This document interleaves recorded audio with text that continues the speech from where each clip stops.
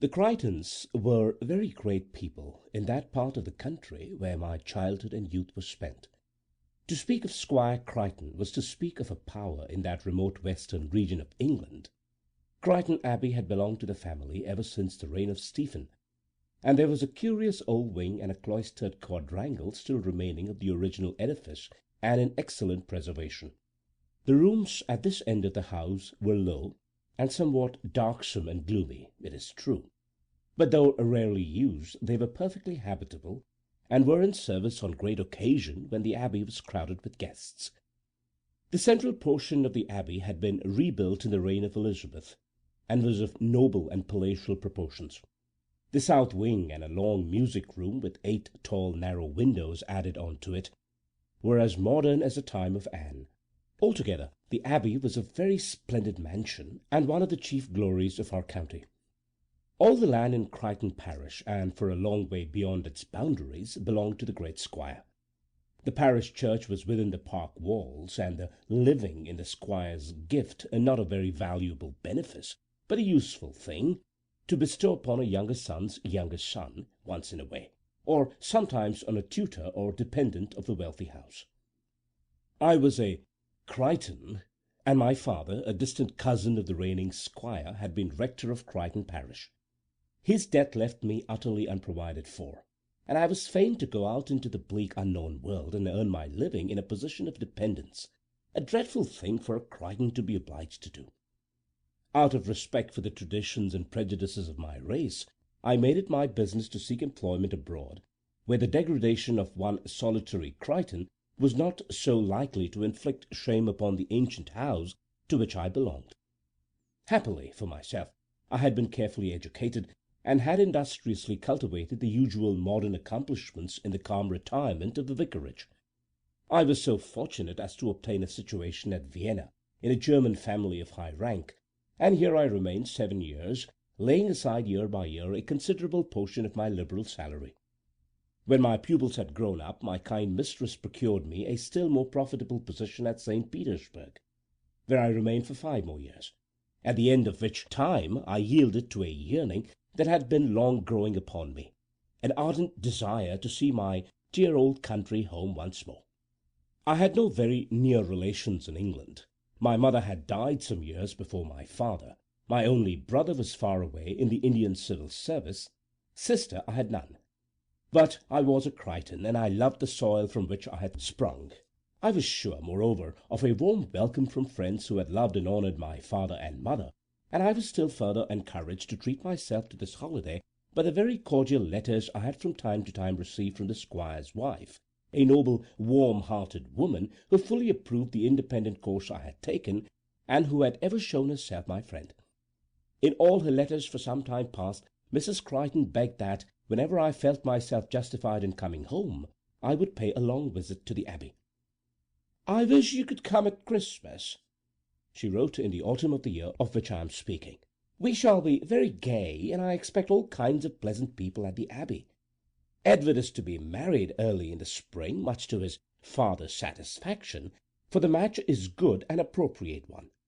His fiancée is to be among our guests. She is a very beautiful girl, perhaps I should say handsome rather than beautiful. Julia Tremaine, one of the Tremaines of Old Cote near Hayswell, a very old family, as I dare say you remember. She has several brothers and sisters, and will have little, perhaps nothing, from her father. But she has a considerable fortune left her by an aunt, and is thought quite an heiress in the county.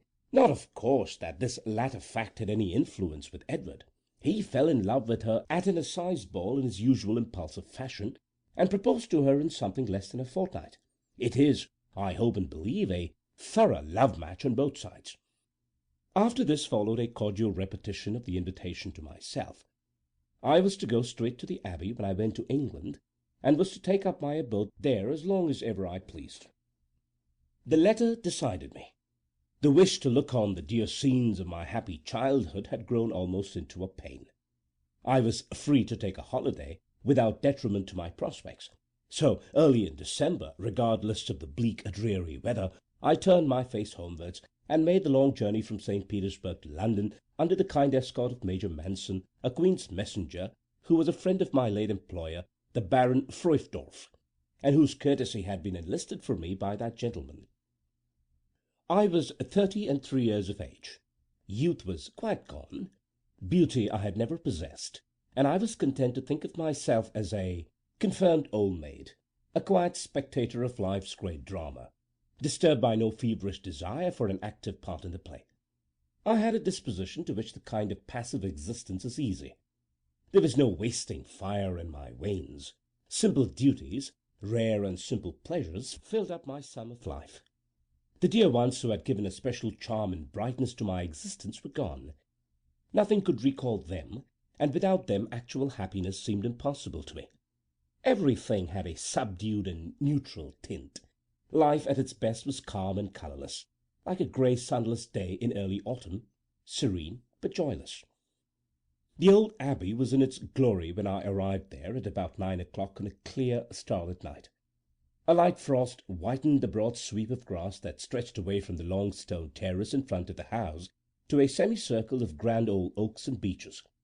From the music-room at the end of the southern wing to the heavily framed Gothic windows of the old room on the north there shone one blaze of light. The scene reminded me of some weird palace in a German legend, and I half expected to see the lights fade out all in a moment, and the long stone façade wrapped in sudden darkness. The old butler, whom I remembered from my very infancy, and who did not seem to have grown a day older during my 12 years' exile, came out of the dining-room as the footman opened the hall door for me, and gave me cordial welcome, nay, insisted upon helping to bring my portmanteau with his own hands, an act of unusual condescension, the full force of which was felt by his subordinates.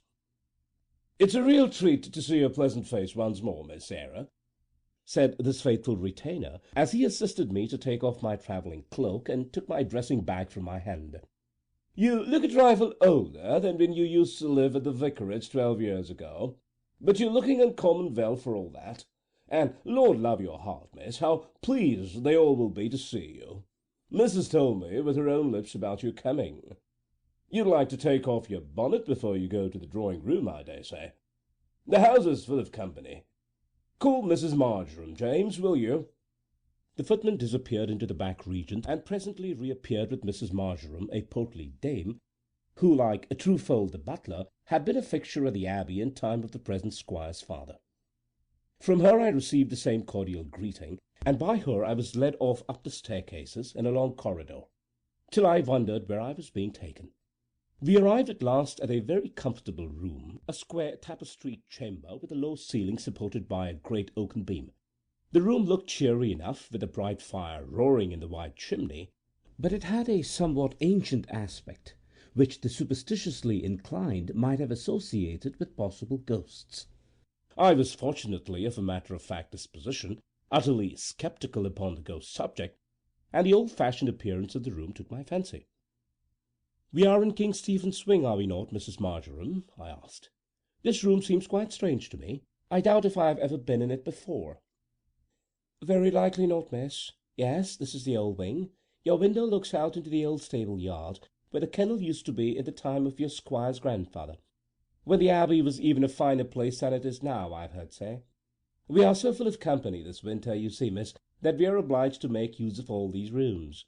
You'll have no need to feel lonesome. There's Captain and Mrs. Cramwick in the next room to this, and the two Miss Newports in the blue room opposite. My dear good Marjoram, I like my quarters excessively, and I quite enjoy the idea of sleeping in a room that was extant at the time of Stephen, when the Abbey really was an abbey. I dare say some grave old monk had worn these boards with his devout knees." The old woman stared dubiously, with the air of a person who had small sympathy with monkish times, and begged to be excused for leaving me. She had so much on her hands just now. There was coffee to be sent in, and she doubted if the still-room maid would manage matters properly if she, Mrs. Marjoram, were not at hand to see that things were right. "You've only to ring your bell, miss, and Susan will attend to you. She's used to help waiting on our young ladies sometimes, and she's very handy. Missus has given particular orders that she should always be at your service." "Mrs. Chrighton is very kind, I assure you, Marjoram. I don't require the help of a maid once in a month. I'm accustomed to do everything for myself. There, run along, Mrs. Marjoram, and see after your coffee, and I'll be down in the drawing-room in 10 minutes. Are there many people there, by the by?" "A good many. There's Miss Tremaine, and her mamma and young sister. Of course you've heard all about the marriage. Such a handsome young lady. Rather too proud for my liking. But the Tremaines were always a proud family, and this one's an heiress. Mr. Edward is so fond of her. Thinks the ground is scarcely good enough for her to walk upon, I do believe. And somehow I can't help wishing he'd chosen someone else, someone who could have thought more of him, and who would not take all his attention in such a cool off-hand way. But of course it isn't my business to say such things, and I wouldn't venture upon it to any one but you, Miss Sarah." She told me that I would find dinner ready for me in the breakfast-room, and then bustled off, leaving me to my toilet. This ceremony I performed as rapidly as I could, admiring the perfect comfort of my chamber as I dressed. Every modern appliance had been added to the sombre and ponderous furniture of an age gone by, and the combination produced a very pleasant effect. Perfume bottles of ruby-coloured Bohemian glass, china brush trays and ring-stands brightened the massive oak dressing-table. A low, luxurious, chintz-covered easy-chair of the Victorian era stood before the hearth. A dear little writing-table of polished maple was placed conveniently near it, and in the background the tapestried walls loomed duskily, as they had once done hundreds of years before my time. I had no leisure for dreamy musings on the past, however provocative though the chamber might be of such thoughts. I arranged my hair in its usual simple fashion, and put on a dark grey silk dress trimmed with some fine old black lace that had been given to me by the Baroness, an unobtrusive demi-toilette adapted to any occasion. I tied a massive gold cross, an ornament that had belonged to my dear mother, round my neck with a scarlet ribbon, and my costume was complete. One glance at the looking-glass convinced me that there was nothing dowdy in my appearance, and then I hurried along the corridor and down the staircase to the hall, where Truefold received me and conducted me to the breakfast-room, in which an excellent dinner awaited me. I did not waste much time over this repast, although I had eaten nothing all day, for I was anxious to make my way to the drawing-room. Just as I had finished, the door opened and Mrs. Chrighton sailed in, looking superb in a dark green velvet dress richly trimmed with old point lace. She had been a beauty in her youth, and as a matron was still remarkably handsome. She had, above all, a charm of expression which to me was rarer and more delightful than her beauty of feature and complexion. She put her arms around me and kissed me affectionately. "I have only this moment been told of your arrival, my dear Sarah," she said, "and I find you have been in the house half an hour. What must you have thought of me?" "What can I think of you, except that you are all goodness, my dear Fanny? I did not expect you to leave your guests to receive me, and I am really sorry that you have done so. I need no ceremony to convince me of your kindness." "But, my dear child, it is not a question of ceremony. I have been looking forward so anxiously to your coming, and I should not have liked to see you for the first time before all those people. Give me another kiss, that's darling. Welcome to Chrighton. Remember, Sarah, this house is always to be your home whenever you have need of one." "My dear kind cousin, and you are not ashamed of me, who have eaten the bread of strangers?" "Ashamed of you? No, my love. I admire your industry and spirit. And now come to the drawing-room. The girls will be so pleased to see you." And I to see them. They were quite little things when I went away, romping in the hay-fields in their short white frocks, and now I suppose they are handsome young women. They are very nice-looking, not as handsome as their brother.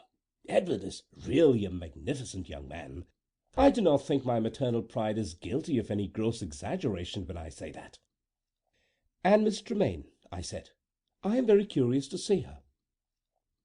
I fancied a faint shadow come over my cousin's face as I mentioned this name.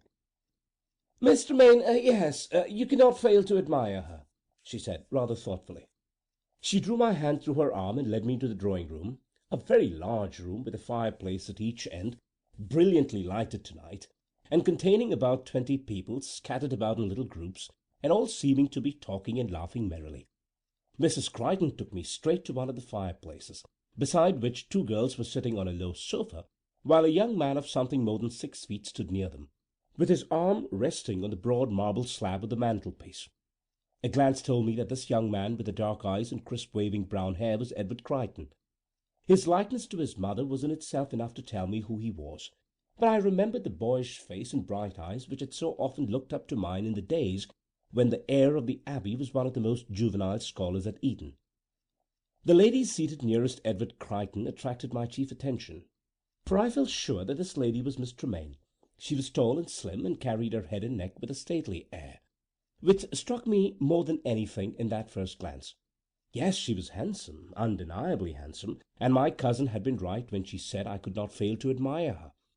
But to me the dazzlingly fair face with its perfect features, the marked aquiline nose, the sharp upper lip expressive of unmitigated pride, the full cold blue eyes, penciled brows, and an aureole of pale gold hair, was the very reverse of sympathetic. That Miss Tremaine must needs be universally admired it was impossible to doubt, but I could not understand how any man could fall in love with such a woman.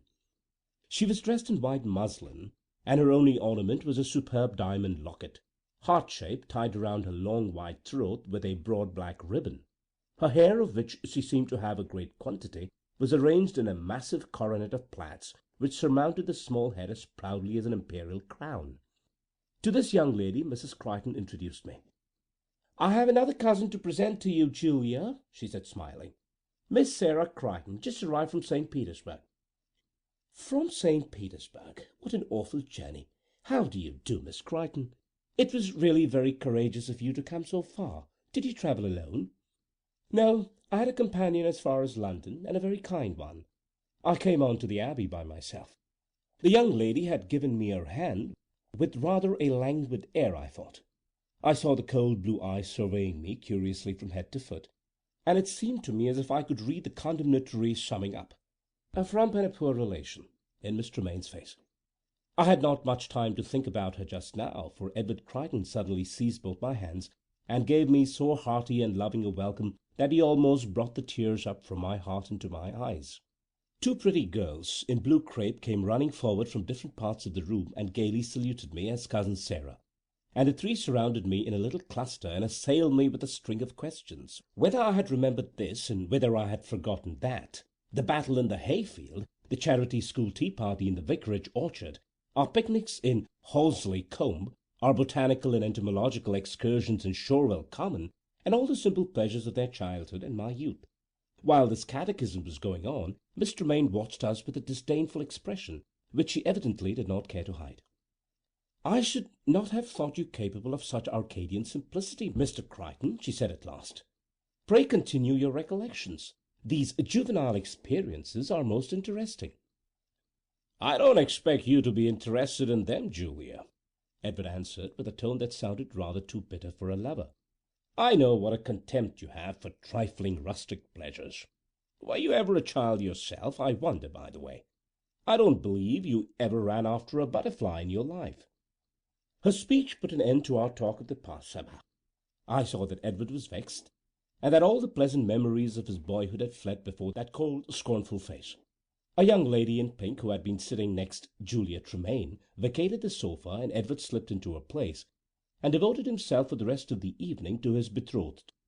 I glanced at his bright expressive face now and then as he talked to her, and could not help wondering what charm he could discover in one who seemed to me so unworthy of him. It was midnight when I went back to my room in the north wing, thoroughly happy in the cordial welcome that had been given me. I rose early next morning, for early rising had long been habitual to me, and drawing back the damask curtain that sheltered my window, looked out at the scene below. I saw a stable yard, a spacious quadrangle surrounded by the closed doors of stables and dog kennels, low massive buildings of grey stone, with the ivy creeping over them here and there, and with an ancient moss-grown look that gave them a weird kind of interest in my eyes. This range of stabling must have been disused for a long time, I fancied. The stables now in use were a pile of handsome red-brick buildings at the other extremity of the house, to the rear of the music-room, and forming a striking feature in the back view of the Abbey.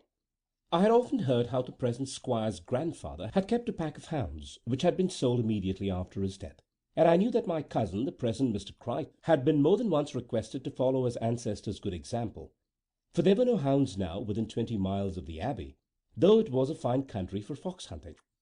George Chrighton, however, the reigning lord of the Abbey, was not a hunting man. He had indeed a secret horror of the sport, for more than one scion of the house had perished untimely in the hunting field. The family had not been altogether a lucky one, in spite of its wealth and prosperity. It was not often that the goodly heritage had descended to the eldest son. Death in some form or other on too many occasions, a violent death, had come between the heir and his inheritance. and when I pondered on the dark pages in the story of the house, I used to wonder whether my cousin Fanny was ever troubled by morbid forebodings about her only and fondly loved son. Was there a ghost at Chrighton, that spectral visitant without which the state and splendour of a grand old house seemed scarcely complete? Yes, I had heard of vague hints of some shadowy presence that had been seen on rare occasions within the precincts of the Abbey, but I had never been able to ascertain what shape it bore.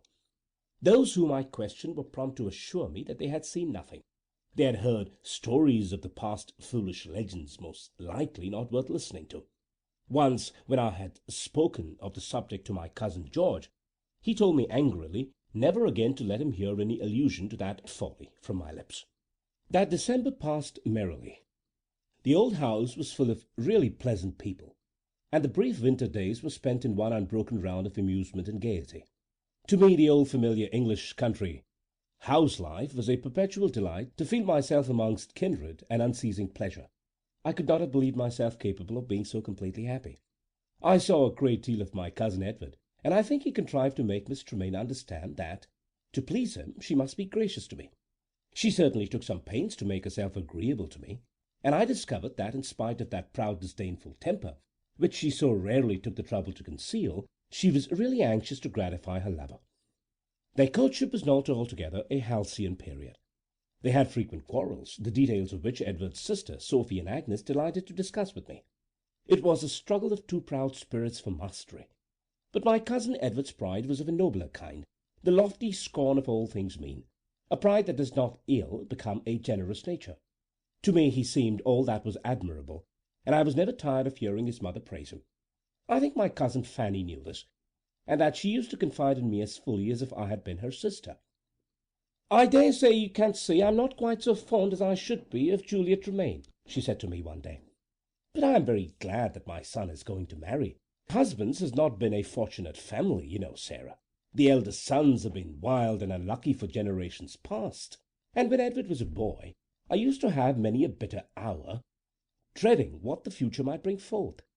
Thank God he has been, and is, all that I can wish. He has never given me an hour's anxiety by any act of his. Yet I am not the less glad of his marriage. The heirs of Chrighton who have come to an untimely end have all died unmarried. There was Hugh Chrighton in the reign of George II, who was killed in a duel. John, who broke his back in the hunting field 30 years later. Theodore, shot accidentally by a schoolfellow at Eton. Jasper, whose yacht went down in the Mediterranean 40 years ago. An awful list, is it not, Sarah? I shall feel as if my son were safer somehow when he is married. It will seem as if he has escaped the ban that has fallen on so many of our house. He will have greater reason to be careful of his life when he is a married man." I agreed with Mrs. Chrighton, but could not help wishing that Edward had chosen any other woman than the cold, handsome Julia. I could not fancy his future life happy with such a mate. Christmas came by and by, a real old English Christmas, frost and snow without, warmth and revelry within. Skating on the great pond in the park and sledging on the ice-bound high roads by day, private theatricals, charades, and amateur concerts by night, I was surprised to find that Miss Tremaine refused to take any active part in these evening amusements. She preferred to sit among the elders as a spectator, and had the air and bearing of a princess whose diversion, for all our entertainment, had been planned. She seemed to think that she fulfilled her mission by sitting still and looking handsome. No desire to show off appeared to enter her mind. Her intense pride left no room for vanity. Yet I knew that she could have distinguished herself as a musician if she had chosen to do so, for I had heard her sing and play in Mrs. Chrighton's morning room, when only Edward, his sisters, and myself were present, and I knew that both as a vocalist and a pianist she excelled all our guests. The two girls and I had many a happy morning and afternoon, going from cottage to cottage in a pony carriage laden with Mrs. Chrighton's gift to the poor of her parish. There was no public formal distribution of blanketing and coals, but the wants of all were amply provided for in a quiet, friendly way. Agnes and Sophie, aided by an indefatigable maid, the rector's daughter, and one or two other young ladies, had been at work for the last 3 months, making smart warm frocks and useful undergarments for the children of the cottagers, so that on Christmas morning every child in the parish was arrayed in a complete new set of garments. Mrs. Chrighton had an admirable faculty of knowing precisely what was most wanted in every household, and our pony carriage used to convey a varied collection of goods, every parcel directed in the firm free hand of the chatelaine of the Abbey. Edward used sometimes to drive us on these expeditions, and I found that he was eminently popular among the poor of Chrighton parish. He had such an airy, pleasant way of talking to them, a manner which set them at their ease at once. He never forgot their names or relationships or wants or ailments, had a packet of exactly the kind of tobacco each man liked best always ready in his coat pockets, and was full of jokes, which may not have been particularly witty, but which used to make the small low-roofed chambers ring with hearty laughter. Miss Tremaine coolly declined any share in these pleasant duties. "I don't like poor people," she said. "I dare say it sounds very dreadful, but it's just as well to confess my iniquity at once. I never can get on with them, or they with me. I'm not a simpatica, I suppose, and then I cannot endure their stifling rooms. The close faint odour of their houses gives me a fever. And again, what is the use of visiting them? It is only an inducement to them to become hypocrites. Surely it is better to arrange on a sheet of paper what it is just and fair for them to have. Blankets and coals and groceries and money and wine, and so on, and let them receive the things from some trustworthy servant. In that case, there need be no cringing on one side and no endurance on the other." "But you see, Julia, there are some kinds of people to whom that sort of thing is not a question of endurance," Edward answered, his face flushing indignantly. "People who like to share in the pleasure they give, who like to see the poor careworn faces light up with sudden joy, who like to make the sons of the soil feel that there is some friendly link between themselves and their masters, some point of union between the cottage and the great house. There is my mother, for instance. All these duties which you think so tiresome are to her an unfailing delight. There will be a change, I'm afraid, Julia, when you are mistress of the Abbey." "You have not made me that yet," she answered, "and there is plenty of time for you to change your mind if you do not think me suited for the position. I do not pretend to like your mother. It is better that I should not affect any feminine virtues which I do not possess."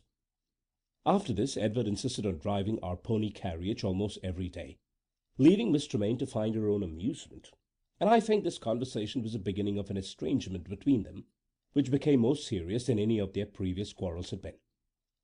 Miss Tremaine did not care for sledging or skating or billiard playing. She had none of the fast tendencies which have become so common lately. She used to sit in one particular bow window of the drawing-room all the morning, working a screen in Berlin wool and beads, assisted and attended by her younger sister Laura, who was a kind of slave to her, a very colourless young lady in mind, capable of no such thing as an original opinion, and in person a pale replica of her sister. Had there been less company in the house, the breach between Edward Chrighton and his betrothed must have been notorious. But with a house so full of people all bent on enjoying themselves, I doubt if it was noticed. On all public occasions my cousin showed himself attentive and apparently devoted to Miss Tremaine. It was only I and his sisters who knew the real state of affairs. I was surprised, after the young lady's total repudiation of all benevolent sentiments, when she beckoned me aside one morning and slipped a little purse of gold, 20 sovereigns, into my hand. "I shall be very much obliged if you will distribute that among your cottagers to-day, Miss Chrighton," she said. "Of course I should like to give them something. It's only the trouble of talking to them that I shrink from, and you are just the person for an almoner. Don't mention my little commission to anyone, please." "Of course I may tell Edward," I said, for I was anxious that he should know his betrothed was not as hard-hearted as she appeared. "To him least of all," she answered eagerly. "You know that our ideas vary on that point. He would think I gave money to please him. Not a word, pray, Miss Chrighton."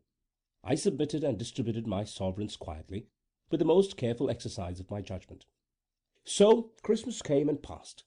It was the day after the great anniversary, a very quiet day for the guests and family at the Abbey, but a grand occasion for the servants, who were to have their annual ball in the evening, a ball to which all the humbler class of tenantry were invited. The frost had broken up suddenly, and it was a thorough wet day, a depressing kind of day for any one whose spirits are liable to be affected by the weather, as mine are. I felt out of spirits for the first time since my arrival at the Abbey. No one else appeared to feel the same influence. The elder ladies sat in a wide semicircle round one of the fireplaces in the drawing-room. A group of merry girls and dashing young men chatted gaily before the other. From the billiard-room there came the frequent clash of balls and the cheery peals of stentorian laughter. I sat in one of the deep windows, half hidden by the curtains, reading a novel, one of a boxful that came from town every month. If the picture within was bright and cheerful, the prospect was dreary enough without. The fairy forest of snow-wreathed trees, the wide valleys and undulating banks of snow had vanished, and the rain dripped slowly and sullenly upon a darksome expanse of sodden grass, and a dismal background of leafless timber. The merry sound of the sledge bells no longer enlivened the air. All was silence and gloom. Edward Chrighton was not amongst the billiard players. He was pacing the drawing-room to and fro from end to end with an air that was at once moody and restless. "Thank heaven, the frost has broken up at last!" he exclaimed, stopping in front of the window where I sat. He had spoken to himself, quite unaware of my close neighbourhood. Unpromising as his aspect was just then, I ventured to accost him. "What bad taste to prefer such weather as this to frost and snow," I answered. "The park looked enchanting yesterday, a real scene from fairyland, and only look at it today." "Oh, yes, of course, from an artistic point of view, the snow was better. The place does look something like the great dismal swamp today. But I'm thinking of hunting, and that confounded frost made a day's sport impossible. We are in for a spell of mild weather now, I think." "But you are not going to hunt, are you, Edward?" "Indeed I am, my gentle cousin, in spite of that frightened look in your amiable countenance." "I thought there were no hounds hereabouts." "Nor are there, but there is as fine a pack as any in the country, the Daleborough hounds, 25 miles away." "And you are going 25 miles for the sake of a day's run?" "I would travel 40, 50, 100 miles for that same diversion. But I am not going for a single day this time. I am going over to St. Francis Wycherley's place. Young Frank Wycherley and I were sworn chums at Christchurch for 3 or 4 days. I am due today, but I scarcely care to travel by cross-country in such rain as this. However, if the floodgates of the sky are loosened for a new deluge, I must go tomorrow." "What a headstrong young man!" I exclaimed. "And what will Miss Tremaine say to this desertion?" I asked in a lower voice. "Miss Tremaine can say whatever she pleases. She had it in her power to make me forget the pleasures of the chase, if she had chosen, though we had been in the heart of the shires, and the welkin ringing with the baying of hounds." "Oh, I begin to understand. This hunting engagement is not of long standing." "No. I began to find myself bored here a few days ago, and wrote to Frank to offer myself for 2 or 3 days at Wycherley. I received a most cordial answer by return, and am booked till the end of this week." "You have not forgotten the ball on the 1st?" "Oh, no. To do that would be to vex my mother, and to offer a slight to our guests. I shall be here for the 1st, come what may." Come what may, so lightly spoken. The time came when I had bitter occasion to remember those words. "I am afraid you will vex your mother by going at all," I said. "You know what a horror both she and your father have of hunting." "A most uncountry gentleman-like aversion to my father's part. But he is a dear old bookworm, seldom happy out of his library. Yes, I admit they both have a dislike to hunting in the abstract, but they know I am a pretty good rider, and that it would need a bigger country than I shall find about Wycherley to floor me. You need not feel nervous, my dear Sarah. I am not going to give papa and mamma the smallest ground for uneasiness." "You will take your own horses, I suppose?" "That goes without saying. No man who has cattle of his own cares to mount another man's horses. I shall take Pepperbox and the Druid." "Pepperbox has a queer temper. I have heard your sisters say." "My sisters expect a horse to be a kind of overgrown bar-lamb. Everything splendid in horse-flesh and womankind is prone to that slight defect, an ugly temper. There is Miss Tremaine, for instance." "I shall take Miss Tremaine's part. I believe it is you who are in the wrong in the matter of this estrangement, Edward." "Do you? Well, wrong or right, my cousin, until the fair Julia comes to me with sweet looks and gentle words, we can never be what we have been." "You will return from your hunting expedition in a softer mood," I answered. "That is to say, if you persist in going. But I hope and believe you will change your mind." "Such a thing is not within the limits of possibility, Sarah. I am fixed as fate." He strolled away, humming some gay hunting song as he went. I was alone with Mrs. Chrighton later in the afternoon, and she spoke to me about this intended visit to Wykerley. "Edward has set his heart upon it evidently," she said regretfully, "and his father and I have always made a point of avoiding anything that could seem like domestic tyranny. Our dear boy is such a good son that it would be very hard if we came between him and his pleasures. You know what a morbid horror my husband has of the dangers of the hunting field, and perhaps I am almost as weak-minded. But in spite of this we have never interfered with Edward's enjoyment of a sport which he is passionately fond of, and hitherto, thank God, he has escaped without a scratch. Yet I have had many a bitter hour, I can assure you, my dear, when my son has been away in Leicestershire hunting 4 days a week. He rides well, I suppose?" "Superbly. He has a great reputation among the sportsmen of our neighbourhood. I dare say when he is master of the Abbey, he will start a pack of hounds and revive the old days of his great-grandfather, Meredith Chrighton. I fancy the hounds were kennelled in the stable-yard below my bedroom window in those days, were they not, Fanny?" "Yes," Mrs. Chrighton answered gravely, and I wondered at the sudden shadow that fell upon her face. I went up to my room earlier than usual that afternoon, and I had a clear hour to spare before it would be time to dress for the 7 o'clock dinner. This leisure hour I intended to devote to letter-writing, but on arriving in my room I found myself in a very idle frame of mind, and instead of opening my desk I seated myself in the low easy-chair before the fire and fell into a reverie. How long I had been sitting there I scarcely know. I had been half meditating, half dozing, mixing broken snatches of thought with brief glimpses of dreaming, when I was startled into wakefulness by a sound that was strange to me. It was a huntsman's horn, a few low plaintive notes on a huntsman's horn, notes which had a strange far-away sound that was more unearthly than anything my ears had ever heard. I thought of the music in Der Freitschutz, but the weirdest snatch of melody Weber ever wrote had not so ghastly a sound as these few simple notes conveyed to my ear. I stood transfixed, listening to that awful music. It had grown dusk. My fire was almost out, and the room in shadow. As I listened, a light flashed suddenly on the wall before me. The light was as unearthly as the sound, a light that never shone from earth or sky. I ran to the window, for this ghastly shimmer flashed through the window upon the opposite wall. The great gates of the stable-yard were open, and men in scarlet coats were riding in, a pack of hounds crowding in before them, obedient to the huntsman's whip. The whole scene was dimly visible by the declining light of the winter evening, and the weird gleams of a lantern carried by one of them. It was this lantern which had shone upon the tapestried wall. I saw the stable doors open, one after another, gentlemen and grooms alighting from their horses, the dogs driven into their kennel, the helpers hurrying to and fro, and that strange wan lantern-light glimmering here and there in the gathering dusk. But there was no sound of horses' hoof or human voices, not one yelp or cry from the hounds. Since those faint far-away sounds of the horn had died out in the distance, the ghastly silence had been unbroken.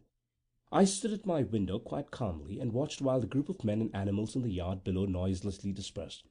There was nothing supernatural in the manner of their disappearance. The figures did not vanish or melt into empty air. One by one I saw the horses led into their separate quarters. One by one the redcoats strolled out of the gates, and the grooms departed, some one way, some another.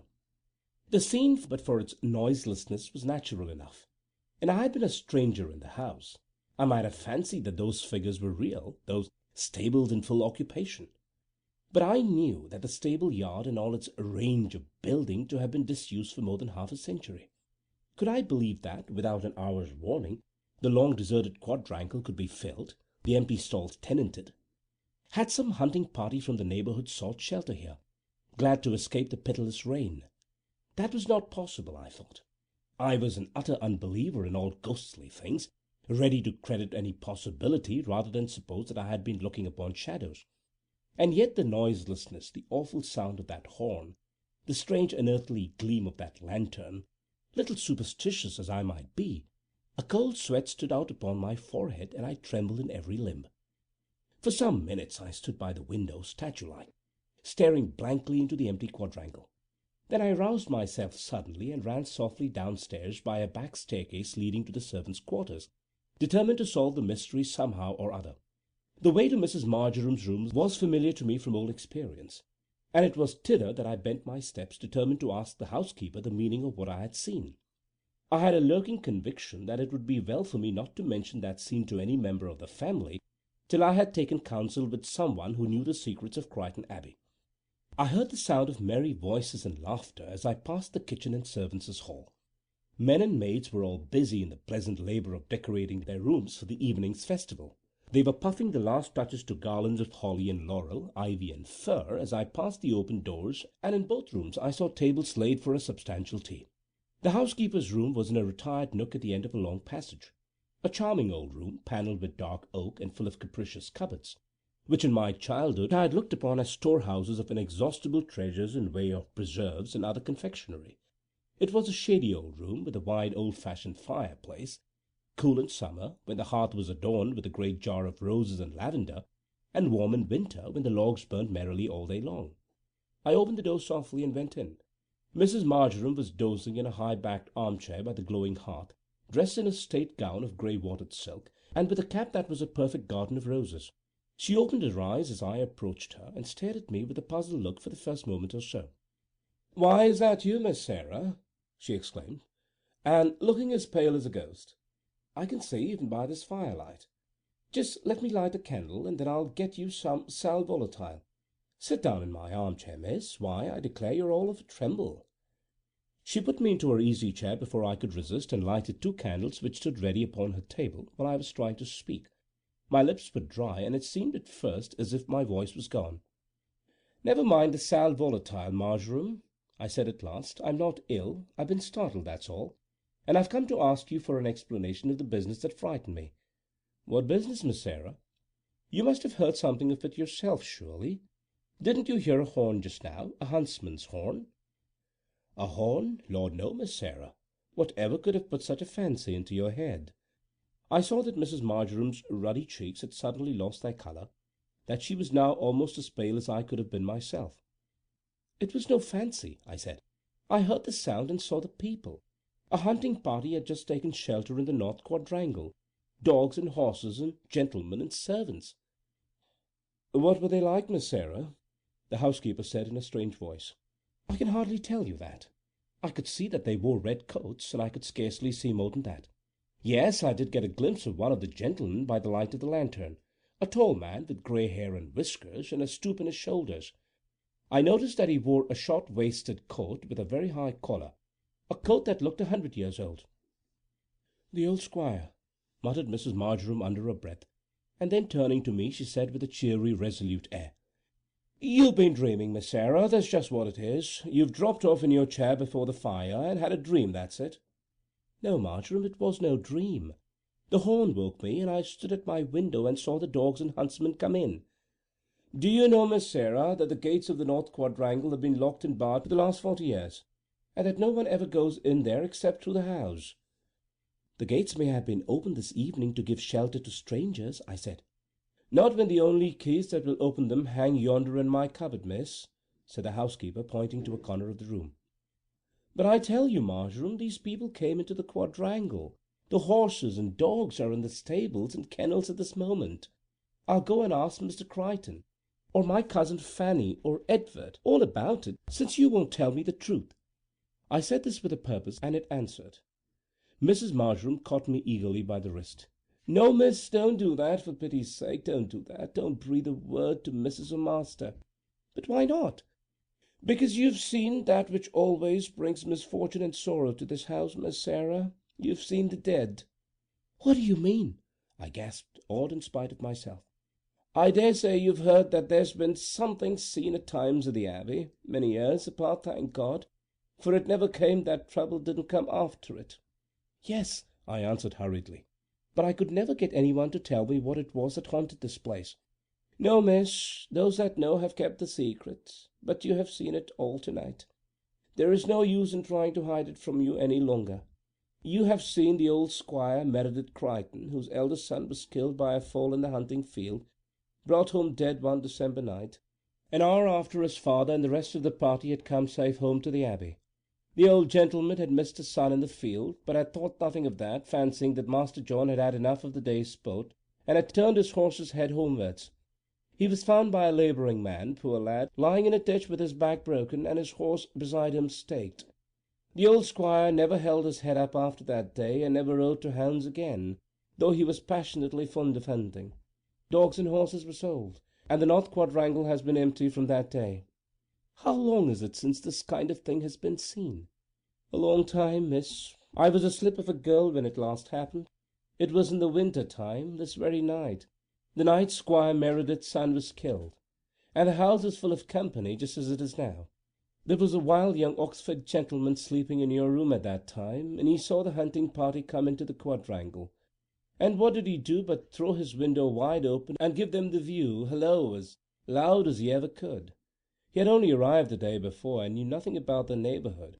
So at dinner he began to ask where were his friends the sportsmen, and he hoped he should be allowed to have a run with the Abbey hounds next day. It was in time of our master's father, and his lady at the head of the table turned as white as a sheet when she heard this talk. She had good reason, poor soul. Before the week was out her husband was lying dead. He was struck with a fit of apoplexy, and never spoke or knew any one afterwards. An awful coincidence, I said, but it may have been only a coincidence. I've heard other stories, miss, heard them from those that couldn't deceive, all proving the same thing, that the appearance of the old squire and his pack is a warning of death to this house. I cannot believe these things, I exclaimed. I cannot believe them. Does Mr. Edward know anything about this? No, miss. His father and mother have been most careful that it should be kept from him. I think he is too strong-minded to be much affected by the fact, I said. And you will not say anything about what you've seen to my master or mistress, will you, Miss Sarah? Pleaded the faithful old servant. The knowledge of it would be sure to make them nervous and unhappy. And if evil is to come upon this house, it isn't in human power to prevent its coming. God forbid that there is any evil at hand, I answered. I am no believer in visions or omens. After all, I would sooner fancy that I was dreaming with my eyes open as I stood at the window, than that I beheld the shadows of the dead. Mrs. Marjoram sighed and said nothing. I could see that she believed firmly in the phantom hunt. I went back to my room to dress for dinner. However rationally I might try to think of what I had seen, its effect upon my mind and nerves was not the less powerful. I could think of nothing else, and a strange morbid dread of coming misery weighted me down like an actual burden. There was a very cheerful party in the drawing-room when I went downstairs, and at dinner the talk and laughter were unceasing. But I could see that my cousin Fanny's face was a little graver than usual, and I had no doubt she was thinking of her son's intended visit to Wycherley. At the thought of this a sudden terror flashed upon me. How if the shadows I had seen that evening were ominous of danger to him, to Edward, the heir and the only son of the house? My heart grew cold as I thought of this, and yet in the next moment I despised myself for such weakness. It is natural enough for an old servant to believe in such things, I said to myself, but for me, an educated woman of the world, preposterous folly. And yet from that moment I began to puzzle myself in the endeavour to devise some means by which Edward's journey might be prevented.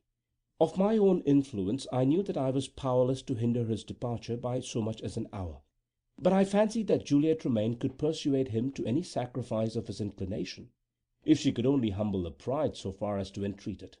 I determined to appeal to her in the course of the evening. We were very merry all that evening. The servants and their guests danced in the great hall, while we sat in the gallery above, and in little groups upon the staircase, watching their diversions. I think this arrangement afforded excellent opportunities for flirtation, and that the younger members of our party made good use of their chances, with one exception. Edward Chrighton and his affianced contrived to keep far away from each other all the evening. While all was going on noisily in the hall below, I managed to get Miss Tremaine apart from the others in the embrasure of a painted window on the stairs, where there was a wide oaken seat.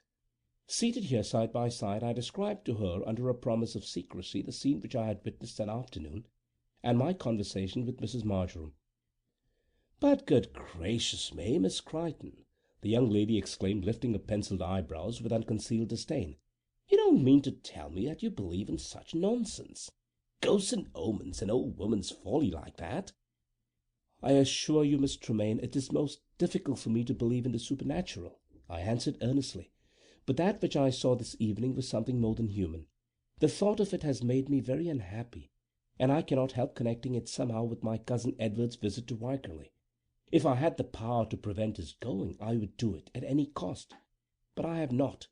You alone have influence enough for that. For heaven's sake, use it. Do anything to hinder his hunting with the Daleborough hounds. You would have me humiliate myself by asking him to forego his pleasure, and that after his conduct to me during the last week. I confess that he has done much to offend you, but you love him, Miss Tremaine, though you are too proud to let your love be seen. I am certain that you do love him. For pity's sake, speak to him. Do not let him hazard his life, when a few words from you may prevent the danger. I don't believe he would give up this visit to please me, she answered, and I shall certainly not put it in his power to humiliate me by a refusal. Besides, all this fear of yours is such utter nonsense, as if nobody has ever hunted before. My brothers hunt 4 times a week every winter, and not one of them has ever been the worse for it yet. I did not give up the attempt lightly. I pleaded with this proud, obstinate girl for a long time, as long as I could induce her to listen to me. But it was all in vain. She stuck to her text. No one should persuade her to degrade herself by asking a favour of Edward Chrighton. He had chosen to hold himself aloof from her, and she would show him that she could live without him. When she left Chrighton Abbey, they would part as strangers.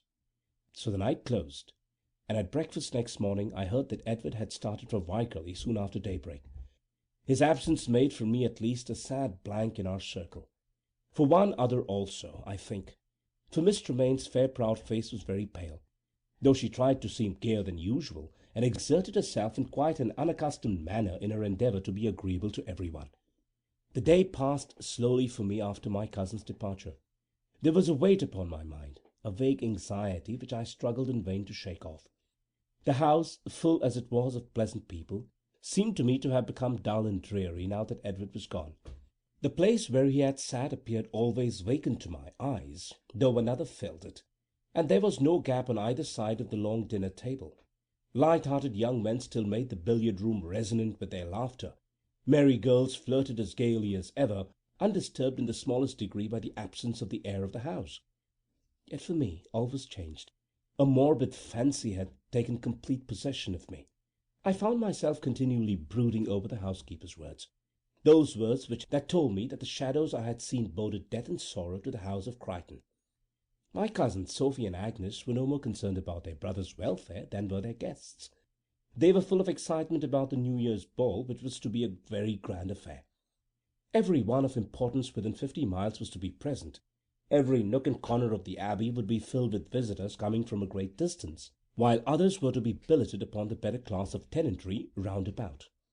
Altogether, the organization of this affair was no small business, and Mrs. Chrighton's mornings were broken by discussions with the housekeeper, messages from the cook, interviews with the head gardener on the subject of floral decorations, and other details, which all alike demanded the attention of the chatelaine herself. With these duties, and with the claims of her numerous guests, my cousin Fanny's time was so fully occupied that she had little leisure to indulge in anxious feelings about her son, whatever secret uneasiness may have been lurking in her maternal heart. As for the master of the Abbey, he spent so much of his time in the library, where, under the pretext of business with his bailiff, he read Greek, that it was not easy for anyone to discover what he did feel. Once and once only I heard him speak of his son in a tone that betrayed an intense eagerness for his return. The girls were to have new dresses from a French milliner in Wigmore Street, and as the great event drew near, bulky packages of millinery were continually arriving, and feminine consultations and expositions of finery were being held all day long in bedrooms and dressing-rooms with closed doors. Thus, with a mind always troubled by the same dark, shapeless foreboding, I was perpetually being called upon to give an opinion about pink tulle and lilies of the valley, or maize silk and apple blossoms. New Year's morning came at last, after an interval of abnormal length, as it seemed to me. It was a bright, clear day, and almost spring-like sunshine lighting up the leafless landscape. The great dining-room was noisy with congratulations and good wishes as we assembled for breakfast on this first morning of a new year, after having seen the old one out cheerily the night before. But Edward had not yet returned, and I missed him sadly. Some touch of sympathy drew me to the side of Julia Tremaine on this particular morning. I had watched her very often during the last few days, and I had seen that her cheek grew paler every day. To-day her eyes had the dull, heavy look that betokens a sleepless night. Yes, I was sure that she was unhappy, that the proud, relentless nature suffered bitterly. He must be home to-day. I said to her in a low voice as she sat in stately silence before an untasted breakfast. "Who must?" she answered, turning towards me with a cold, distant look. "My cousin Edward. You know he promised to be back in time for the ball." "I know nothing of Mr. Crichton's intended movements," she said in her haughtiest tone, "but of course it is only natural that he should be here to-night. He would scarcely care to insult half the county by his absence, however little he may value those now staying in his father's house." "But you know that there is one here whom he does value better than anyone else in the world, Miss Tremaine," I answered, anxious to soothe this proud girl. "I know nothing of the kind. But why do you speak so solemnly about his return? He will come, of course. There is no reason he should not come." She spoke in a rapid manner that was strange to her, and looked at me with a sharp, inquiring glance that touched me somehow, it was so unlike herself. It revealed to me so keen an anxiety. "No, there is no reasonable cause for anything like uneasiness," I said. "But you remember what I told you the other night. That has preyed upon my mind, and it will be an unspeakable relief to me when I see my cousin safe at home." "I am sorry that you should indulge in such weakness, Miss Crichton." That was all she said. But when I saw her in the drawing-room after breakfast, she had established herself in a window that commanded a view of the long winding drive leading to the front of the Abbey. From this point she could not fail to see anyone approaching the house. She sat there all day. Everyone else was more or less busy with arrangements for the evening, or at any rate occupied with an appearance of business. But Julia Tremaine kept her place by the window, pleading a headache as an excuse for sitting still, with a book in her hand all day, yet obstinately refusing to go to her room and lie down when her mother entreated her to do so. "You will be fit for nothing to-night, Julia," Miss Tremaine said almost angrily. "You have been looking ill for ever so long, and to-day you are as pale as a ghost." I knew that she was watching for him, and I pitied her with all my heart, as the day wore itself out and he did not come. We dined earlier than usual, played a game or two of billiards after dinner, made a tour of inspection through the bright rooms, lit the wax candles only and odorous with exotics, and then came a long interregnum devoted to the arts and mysteries of the toilet, while maids flitted to and fro laden with frilled muslin petticoats from the laundry, and a faint smell of singed hair pervaded the corridors. At 10 o'clock the band was tuning their violins, and pretty girls and elegant-looking men were coming slowly down the broad oak staircase, as the roll of fast-coming wheels sounded louder and without, and stentorian voices announced the best people in the county. I have no need to dwell upon the details of that evening's festival. It was very much like other balls, a brilliant success, a night of splendour and enchantment for those whose hearts were light and happy, and who could abandon themselves utterly to the pleasure of the moment. A far-away picture of fair faces and bright-hued dresses, a wearisome kaleidoscopic procession of form and colour for those whose minds were weighed down with the burden of a hidden care. For me the music had no melody, the dazzling scene no charm. Hour after hour went by, supper was over, and the waltzers were enjoying those latest dances which always seemed the most delightful, and yet Edward Crichton had not appeared amongst us. There had been innumerable enquiries about him, and Mrs. Crichton had apologized for his absence as best she might. Poor soul! I well knew that his non-return was now a source of poignant anxiety to her, although she greeted all her guests with the same gracious smile, and was able to talk gaily and well upon every subject. Once, when she was sitting alone for a few minutes, watching the dancers, I saw the smile fade from her face and a look of anguish come over it. I ventured to approach her at this moment, and never shall I forget the look which she turned toward me. "My son, Sarah," she said in a low voice. "Something has happened to my son." I did my best to comfort her, but my own heart was growing heavier and heavier, and my attempt was a very poor one. Julia Tremaine had danced a little at the beginning of the evening, to keep up appearances, I believe, in order that no one might suppose that she was distressed by her lover's absence. But after the first 2 or 3 dances she pronounced herself tired and withdrew to a seat amongst the matrons. She was looking very lovely in spite of her extreme pallor, dressed in white tulle, a perfect cloud of airy puffings, and with a wreath of ivy leaves and diamonds crowning her pale golden hair. The night waned, the dancers were revolving in the last waltz, when I happened to look towards the doorway of the end of the room. I was startled by seeing a man standing there, with his hat in his hand, not in evening costume, a man with a pale anxious-looking face, peering cautiously into the room. My first thought was of evil, but in the next moment the man had disappeared, and I saw no more of him. I lingered by my cousin Fanny's side till the rooms were empty.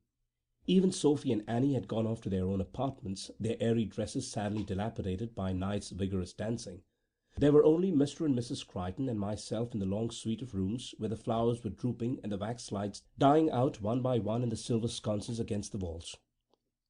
"I think the evening went off very well," Fanny said, looking rather anxiously at her husband, who was stretching himself and yawning with an air of intense relief. "Yes, the affair went off well enough. But Edward has committed a terrible breach of manners by not being here. Upon my word, the young men of the present day think of nothing but their own pleasures. I suppose that something especially attractive was going on at Wycherley to-day, and he couldn't tear himself away." "It is so unlike him to break his word," Mrs. Chrighton answered. "You are not alarmed, Frederick? You don't think that anything has happened, any accident?" "What should happen? Ned is one of the best riders in the county. I don't think there's any fear of him coming to grief." "He might be ill." "Not he. He's a young Hercules. And if it were possible for him to be ill, which it is not, we should have had a message from Wycherley." The words were scarcely spoken when Truefold, the old butler, stood by his master's side with a solemn, anxious face. "There is a person who wishes to see you, sir," he said in a low voice. "Alone." Low as the words were, both Fanny and myself heard them. "Someone from Wycherley!" she exclaimed. "Let him come here." "But, madam, the person most particularly wished to see master alone. Shall I show him into the library, sir? The lights are not out there." "Then it is someone from Wycherley," said my cousin, seizing my wrist with a hand that was icy cold. "Didn't I tell you so, Sarah? Something has happened to my son. Let the person come here. Truefold, here. I insist upon it." The tone of command was quite strange in a wife who was always deferential to her husband, in a mistress who was ever gentle to her servants. "Let it be so, Truefold," said Mr. Chrighton. "Whatever ill news has come to us, we will hear together." He put his arm around his wife's waist. Both were pale as marble. Both stood in stony stillness, waiting for the blow that was to fall upon them. The stranger, the man I had seen in the doorway, came in. He was a curate of Wycherley Church and chaplain to Sir Francis Wycherley, a grave middle-aged man. He told what he had to tell with all kindness, with all the usual forms of consolation which Christianity and an experience of sorrow could suggest. Vain words, wasted trouble. The blow must fall, and earthly consolation was unable to lighten it by a feather's weight. There had been a steeplechase at Wycherley, an amateur affair with gentlemen riders, on that bright New Year's Day, and Edward Chrighton had been persuaded to ride his favourite hunter Pepperbox. There would be plenty of time for him to return to Chrighton after the races. He had consented, and his horse was winning easily, when at the last fence, a double one, with water beyond, Pepperbox balked his leap, and went over head foremost, flinging his rider over a hedge into a field close beside the course, where there was a heavy stone roller. Upon this stone roller Edward Chrighton had fallen, his head receiving the full force of the concussion. All was told. It was while the curate was relating the fatal catastrophe that I looked round suddenly and saw Juliet remain standing a little behind the speaker. She had heard all. She uttered no cry. She showed no signs of fainting, but stood calm and motionless, waiting for the end. I know not how that night ended. There seemed an awful calm upon us all. A carriage was got ready, and Mr. and Mrs. Chrighton started for Wycherley to look upon their dead son. He had died while they were carrying him from the course to Sir Francis's house. I went with Juliet Tremaine to her room, and sat with her while the winter morning dawned slowly upon us. A bitter dawning. I have little more to tell. Life goes on, though hearts are broken. Upon Chrighton Abbey there came a dreary time of desolation. The master of the house lived in his library, shut from the outer world, buried almost as completely as a hermit in his cell. I have heard that Juliet Tremaine was never known to smile after that day. She is still unmarried and lives entirely at her father's country house, proud and reserved in her conduct to her equals, but a very angel of mercy and compassion amongst the poor of the neighbourhood. Yes, this haughty girl, who once declared herself unable to endure the howls of the poor, is now a sister of charity in all but the robe. So does a great sorrow change the current of a woman's life. I have seen my cousin Fanny many times since that awful New Year's night, for I have always the same welcome at the Abbey. I have seen her calm and cheerful, doing her duty, smiling upon her daughter's children, the honoured mistress of a great household. But I know that the mainspring of life is broken, that for her there hath passed a glory from the earth, and that upon all the pleasures and joys of this world she looks with the solemn calm of one for whom all things are dark with the shadow of a great sorrow. End of at Chrighton Abbey, by Mary Elizabeth Braddon. Read for you by Chiquito Crasto, Birmingham, Alabama.